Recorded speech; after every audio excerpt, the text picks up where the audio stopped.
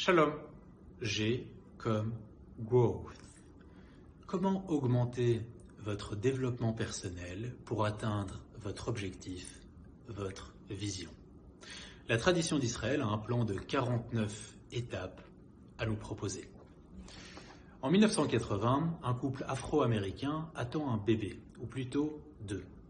Alors que la maman est encore enceinte, le papa prépare un plan très détaillé de 78 pages qui va décrire étape par étape comment ses futures filles deviendront des championnes de tennis. Il applique son plan avec méthode, rigueur, constance, et une vingtaine d'années plus tard, Venus et Serena Williams deviendront numéro 1 et 2 mondiales. Atteindre une vision par la discipline d'un plan, c'est un des 49 outils qui, dans le Tanakh ou dans la Kabbalah, s'articulent autour de 7 attributs dans la pensée juive.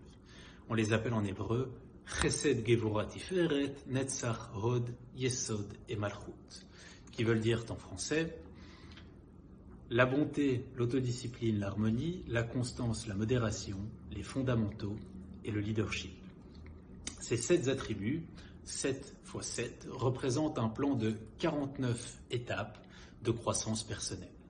Par exemple, l'étape numéro 13, c'est celle d'insérer les choses importantes de la vie, les fondamentaux, dans la gvura, dans la discipline quotidienne. Vous avez une to-do list.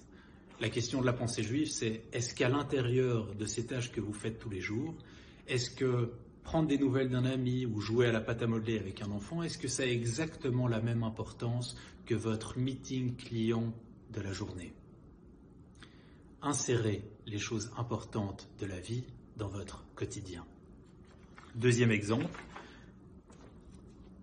la case numéro 32 par exemple, où l'idée c'est de rentrer de la constance dans Hod, dans la modération. La constance du serial entrepreneur qui enchaîne les projets au fur et à mesure des années, on connaît. La modération dans la constance, c'est par exemple garder une trace de tous les obstacles, de tous les échecs qu'on a eu à surmonter. Insérer les valeurs fondamentales dans la constance, c'est rester en contact avec les gens magnifiques qu'on a rencontrés au fur et à mesure de ces projets. D'ailleurs, l'une d'entre elles, Gabrielle, m'a posé une très jolie question il y a quelques années par rapport à ce modèle.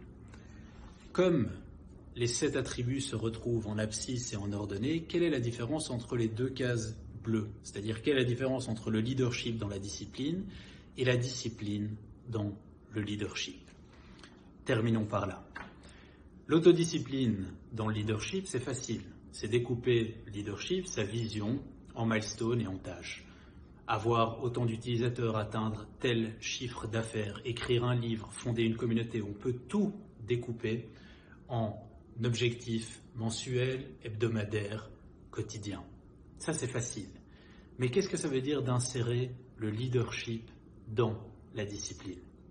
Il y a des millions d'entrepreneurs qui ont une très bonne organisation de vie, qui ont une très bonne discipline. Je veux dire, torcher une to-do list, ça, ils savent faire. Mais la question que pose la pensée juive, c'est est-ce qu'il y a du leadership dans cette discipline? C'est-à-dire, est-ce que derrière toutes les tâches qu'ils font chaque semaine, est-ce que toutes ces tâches servent une vision à 20 ans? Parce que Richard Williams, lui, quand il entraîne Serena et Vénus à lancer des raquettes au-dessus d'un grillage pour améliorer leur service, c'est une tâche qui va servir un objectif à 20 ans. Quand Elon Musk lit un livre de science-fiction sur les fusées à 3h de l'après-midi dans un café au début des années 2000 en Californie, c'est une étape pour atteindre sa vision à 30 ans. La conclusion, 1. La tradition d'Israël, la pensée juive, a un plan de développement personnel et il se déroule en 49 étapes. 2. Une de ces étapes-là, c'est le leadership dans l'autodiscipline, c'est-à-dire d'aligner les tâches que vous allez faire cette semaine avec votre vision à long terme. Kol Tov.